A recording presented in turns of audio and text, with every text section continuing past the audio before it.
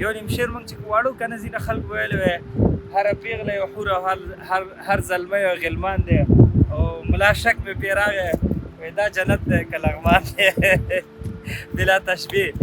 نو ماشاءالله دا هم د لغمان د الینګار ولسوالۍ ده او تاسو وګورئ دا اوس چې دی فصلونه خلکو د ځمکو نه ټول کړي دي.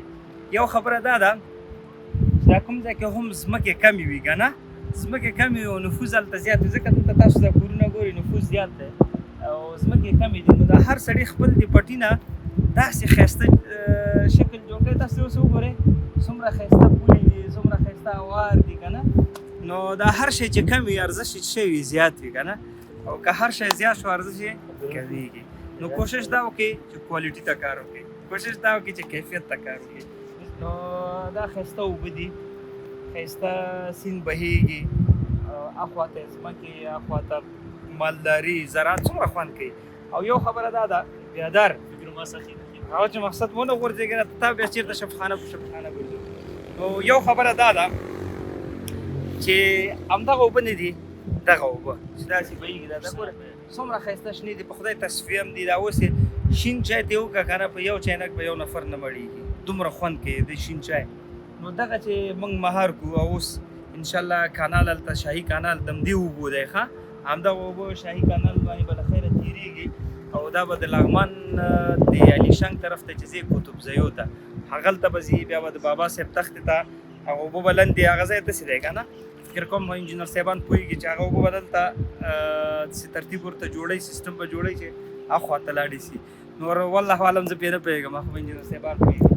نو بیا به انشاءالله دا اوبه زموږ کنټرول شي اوبه به کنټرول شي له خیره او دښتې به م خوړو به شي زراعت به مو په خپلو پښو ودرېږي او بیا به لګیا یو انشاءالله یو څه به کوو. خو خدای دا همت راکړي چې ملک سره خیانت ونه کړو هېواد سره خیانت ونه کړو. چې کوم خاینین دي هغه به خدای خپله رسوا او ذلیله شرمنده کوي او شرمنده شوي هم دي. تاسو تاریخ کتلی دی چې څوک یې اوس نوم هم اخلي که نه یو دوه درې ورپسې وایي د داسې داسې که نه الله دې موږ هغه سټیج ته نه راولي او خدای تعالی دې زموږ مشرانو ته نور هم همت ورکړي. که څوک معمولي لارې نه خواته خوا کېږي الله دې ورته هدایت وکړي چې بیرته مستقیم صراط ته برابر شي صراط مستقیم ته. نو دغه ځای مې خوښ کړو ډېر خوند یې راکړ او تاسو سره مې دا کلیپ شریک کړ. دا وګورئ دا سیند یو خبر د الینګار سیند دا ده خو موږ علیشنګ سیند هم لرو. الینګار سیند سر وکال هم په پسرلي کې هم په ژمي کې هم په مني کې هم په ټولو هغه کې فصلونو کې همداسې ښایسته روان وي. نو دې خوا دغه کلی هم دی هغه کلی چې هغه بیا د لوکاړ په نام باندې یادېږي. نو دغه کلی چې دی هم زموږ دوستان دي د هاشمي صاحب کلی دی نو دلته هم راغلي یو چکر مو والی دی. خو یو خبره به دا درته کوم چې د لغمان کې د الینګار او د علیشنګ سیند میان بهترینه خواږه میان دي. خو که دلته کوم دوست اوس پیدا شي او زنګ راوهی چې راشي چې میان مو درته نیولي دي نو هغه به بیل کیف کوي. موږ به ځو غربي نورستان نورګرام ولسوالۍ ته هلته ژمني توکي دي د ژمي لپاره کمپلې دي بخارۍ دي ورسره جرابې دي کوټونه دي بوټان دي دا به انشاءالله نورستانیانو ته ورکړو. صحیح ده ډېره مننه. مخکې هم ځو که راسره وي ښه ته ښه که نه ستاسو د داسې په مخه ښه زموږ خدای په امان. اکثره هغه هیوادوال چې په اروپایي او په غربي ټولنه کې ژوند کوي دې سره د خپلو بچو د آینده یا د مستقبل فکر وي چې زما بچي به په دغسې محیط په دغسې ټولنه کې ژوند کوي.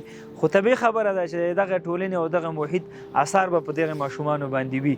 نو که چېرته تا سره د خپلو بچو دغسې غم وي راځه دا هېڅ فکر مه کوه. الحمدلله موږ قرآن کور اکاډمي جوړه کړې ده چې دا اوس موږ سره په لسګونو تعداد باندې الحمدلله ماشومان د روزنې لاندې دي. هغې لپاره موږ خپل کالیکورم او درسي مواد لرو چې په هغې کې دوی ته هم د مور و پلار حقوق همدارنګه د معاشرې آداب همدارنګه هغه د شریعت مخالف یا زموږ او ستاسو د افغاني کلتور او عنعناتو مخالف کومې خبرې چې دوی ته په مکتب یا په محیط کې ښودل کېږي هغه به انشاءالله دلته هر څه صفا کېږي. ته همدا ستا اولاد به انشاءالله داسې روزنه ورته موږ ورکوو چې آینده کې به فکر کوي دا ستا په غېږ کې لوی شوی. که غواړې خپل اولادونه په قرآن کور اکاډمي کې وروزې په دغه ورسن نمبر همدا اوس ما سره رابطه کې شه انشاءالله په یو میاشت کې دننه به ستاسو ته نتیجه مخامخ وي.